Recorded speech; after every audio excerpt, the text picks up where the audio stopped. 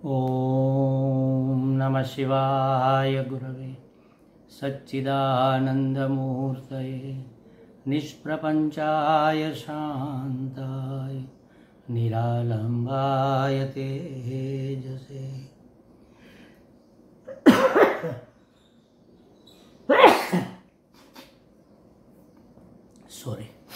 हरिओम हरिओम प्रभु जी। आज के इस अध्यात्म परिषद में आप सबका स्वागत है। आज का प्रश्न भावनगर से नगीनदास पिठवा जी का है। उन्होंने पूछा है, ध्यान के दुश्मन निराशा और शंका को कैसे हैंडल करें, मतलब उसको कैसे समझे, उसके साथ कैसे निपटे। तो देखो प्रभु जी, कोई समझ फेर है। ध्यान के दुश्मन विक्षेप और चंचलता है, न कि निराशा और शंका। निराशा और शंका सुख के दुश्मन है, आनंद के दुश्मन है, उत्साह के दुश्मन है। ध्यान के दुश्मन है विक्षेप और चंचलता। दुश्मन माने अवरोध, प्रतिषिद्ध करने वाले, उसकी रुकावट। अब उसको कैसे समझे, उससे कैसे निपटे, कैसे उससे छुटकारा पाए। तो सबसे पहले तो समझ लेना चाहिए कि ध्यान मतलब क्या है। ध्यान स्वस्वरूप में स्थित होने का प्रयत्न है। स्वस्वरूप में स्थिति नहीं है। स्वस्वरूप में स्थिति हो जाना तो समाधि हो जाएगी, लेकिन उसके लिए, समाधि के लिए, स्वस्वरूप में स्थित होने के लिए प्रपंचात्मक, नाम रूपात्मक प्रपंच से मुक्त होने के लिए जो प्रयत्न जो किया जाता है, पुरुषार्थ, उसको ध्यान कहते हैं। तो ध्यान करना एक बात है, क्यों करते हैं, कब करते हैं, कैसे करते हैं, ये अपनी अपनी अलग अलग शैली होती है। थोड़ा बहुत मार्गदर्शन हमारे शास्त्र में दिया गया है, लेकिन जैसे प्रेम करने की कोई निश्चित रीत नहीं होती, उसी तरह ध्यान का कोई निश्चित तरीका नहीं है। थोड़े बहुत निदर्शन दिए गए हैं कि भाई ऐसे बैठो तो वो ध्यान में सहायक होगा, ताकि आपका बैलेंस ठीक से बना रहे। आपका आसन ऐसा हो कि आपकी ऊर्जा जमीन खींच न ले। ऐसे स्थान में बैठो जहाँ कोई डिस्टर्बेंस ना हो, न तो जीव जंतुओं का, न तो किसी आवाज़, नॉइस या दुर्गंध या पॉल्यूशन का। इस जगह पर बैठो पवित्र स्थान में, तो मन जल्दी एकाग्र हो जाएगा। तो ये ध्यान करते हैं हम सुबह शाम, जब भी करते हैं, पवित्र स्थानों में, मंदिर में, अपने घर में, कहीं टेरेस पे, कहीं बागीचे में, कहीं शुद्ध हवा जहाँ चल रही है वहाँ पर। ये ध्यान करते क्यों है? ताकि सुबह में 1 घंटा ध्यान इसलिए करते हैं कि पूरा दिन हमें ध्यान रहे।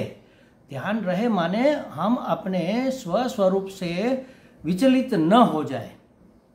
आत्मा स्वरूप से विचलित होकर अनात्मा में हम तादात्म्य न कर बैठे, इसलिए ध्यान का अभ्यास किया जाता है। वास्तव में ध्यान का मतलब ध्यान रखना है।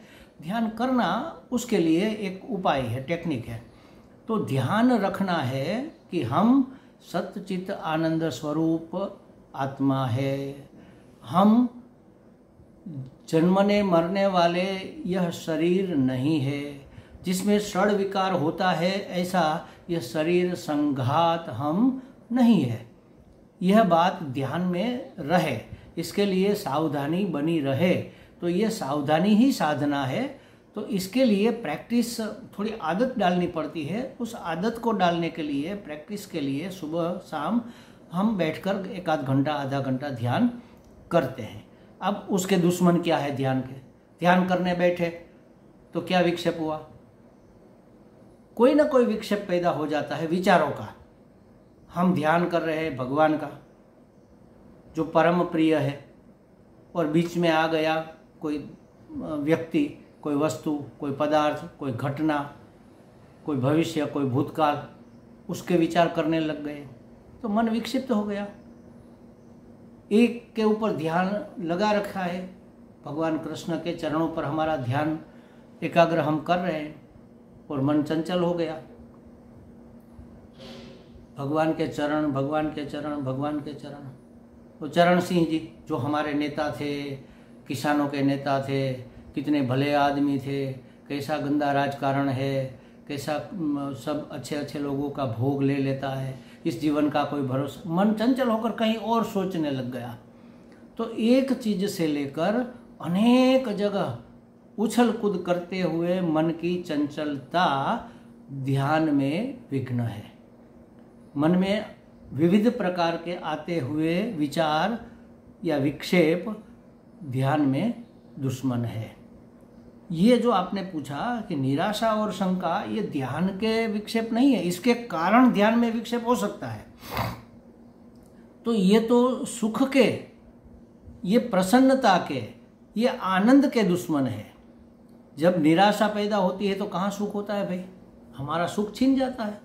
जब किसी विषय में शंका होती है तो हम प्राप्त सुख का भी ठीक से भोग नहीं कर पाते, उपयोग नहीं कर पाते।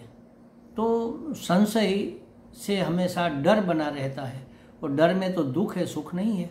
तो ये निराशा और शंका ये आनंद के दुश्मन है, सुख के दुश्मन है, माने कि उसमें विघ्न डालने वाले हैं। और विक्षेप और चंचलता ध्यान के दुश्मन है, ध्यान में बाधा डालने वाले हैं। तो इसको कैसे समझे, इससे कैसे निपटे? तो इसका निपटारा करने के लिए मन को एकाग्र करके शुद्ध पवित्र स्थान में बैठना चाहिए। पद्मासन या कोई भी सुखासन में बैठे, करोड़रज्जु सीधी रखे ताकि ग्रेविटी का इफेक्ट कम से कम हो। फ्रेश जब है तब बैठे ताकि नींद ना आ जाए या थक ना हो, थकान ना हो, मन में कोई उत्पात ना हो। ऐसे मन को शांत करके अपने इष्ट देव के विग्रह पर, इष्ट देव की छवि पर अपना ध्यान लगाए।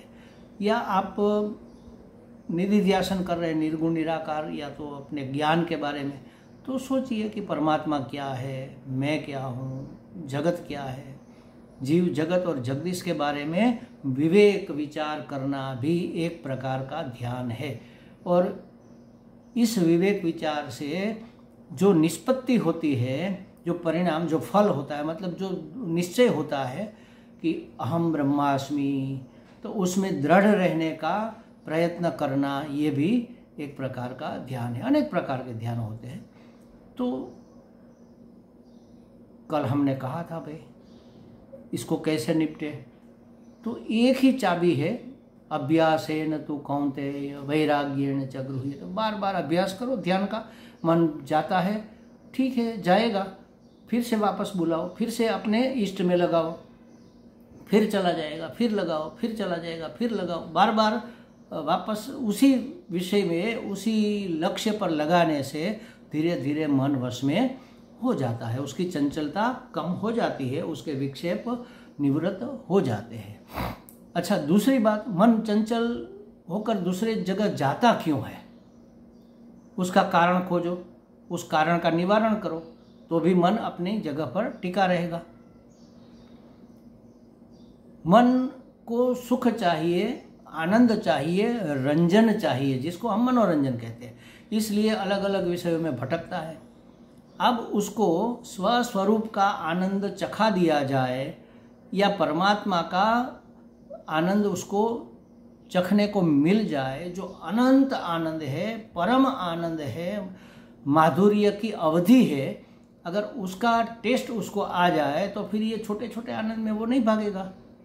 तो इसके लिए विवेक करना पड़ेगा कि भाई वास्तव में आनंद विषयों में है कि आनंद मेरा स्वरूप है या आनंद मेरे इष्ट में है। कहाँ पर है सुख, कहाँ पर है आनंद, कहाँ पर है ग्रेस, प्रसन्नता कहाँ से मिलेगी, उसका विवेक करते हुए अगर आप अभ्यास करोगे तो जो उसमें बाधाकारक वस्तु ये है उसका त्याग हो जाएगा, उसके प्रति वैराग्य हो जाएगा, फिर मन कहाँ जाएगा। ये एक उपाय है। विवेक पूर्वक अगर हमने निश्चय किया कि सुख इसी में है, शांति इसी में है, यही सत्य है, यही नित्य है, यही हमारा अपना है, ये धरती की सब चीज़ें धरा पर ही धरी रह जाएगी, हमारे साथ कुछ नहीं आएगा। हम अपने आप के साथ जाएंगे तो अपना आपा कैसा है, मैं कैसा हूँ, सत्य चित्त आनंद स्वरूप में हूँ। तो यह विवेक हो जाने के बाद फिर भी थोड़ा बहुत तो मन चंचल रहेगा संस्कारवश, लेकिन बहुत ज़्यादा काबू में आ जाएगा और फिर अभ्यास करते करते बिल्कुल ही ध्यान लग जाएगा, निवृत्त हो जाएगा विक्षेप और चंचलता से। एक उपाय ये भी है कि जहाँ भी मन जाए, पूरी सृष्टि पूरी समष्टि किससे बनी है? भगवान स्वयं इस रूप में बने हुए हैं, यह शास्त्र का कहना है। तस्माद आत्मनः आकाश शंभु, आत्म से आत्मा ने आकाश का रूप लिया, आत्मा ने वायु का रूप लिया, वायु ने अग्नि या प्रकाश का रूप लिया, प्रकाश ने पानी का रूप लिया, जल से पृथ्वी हुई, पृथ्वी से अन्न हुआ, अन्न से शरीर हुआ। तो सब पूरी समष्टि कौन बना है? परमात्मा ही बना है। तो मन चाहे जहाँ पर भी जाए, उस नाम रूप को देखने के बदले उस नाम रूप जिसने धारण किए हैं, उस सच्चिदानंद अस्थिभाति प्रिय रूप परमात्मा का दर्शन करोगे तो जहां भी जाएगा परमात्मा दर्शन ही तो होगा।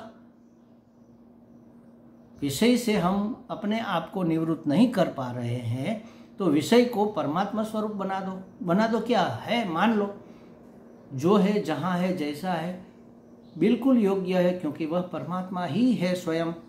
तो मन जहां जाएगा, कहाँ जाएगा? परमात्मा ही तो में तो जाएगा। तो एक ही अग्र हो जाएगा। एकाग्र का मतलब है चंचलता निवृत्त हो गई, विक्षेप निवृत्त हो गया। उसके आगे एक ही रहेगा लक्ष्य। चाहे गाय, हम ध्यान में बैठे और गाय के विचार आए तो गाय परमात्मा है, गाय के रूप में रहे हुए परमात्मा को देखो। कुत्ता है तो कुत्ते के रूप में रहे हुए परमात्मा को देखो। पेड़ है तो छोड़ में रणछोड़ देखो। तो जहां भी जाएगा अपने इष्ट देव में ही तो जाएगा, फिर कहाँ चंचलता रही? एकाग्र हो गया।